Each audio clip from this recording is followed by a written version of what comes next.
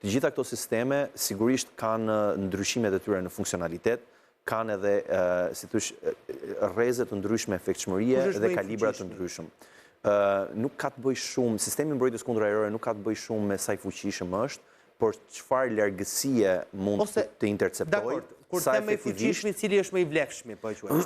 Po sisteme shumë vlefshëm do thoya janë THAAD-i, që është Ishte e Bashkuar të Amerikës, NASAMS, që është sistemi norvegjez, dhe sistemi Patriot, i cili përdoret edhe për raste ofensive, të paktën në këto të NATO-s. Më pas sigurisht ka edhe Kina sisteme, që është HQ9, apo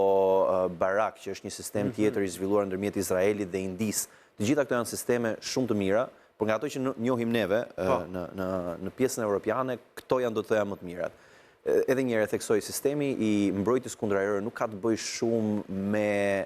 kapacitetin e mbartjes së një mase eksplozivi të madh, por me aftësinë për të interceptuar në kohën e dur sa më herët që të jetë mundur kërcënimet që mund të vinë nga predhat e ndryshme balistike. Sistemi Michelangelo tani supozohet që të jetë si një plugging system, pra një sistem i cili inkorporohet në këto sisteme teknologjike dhe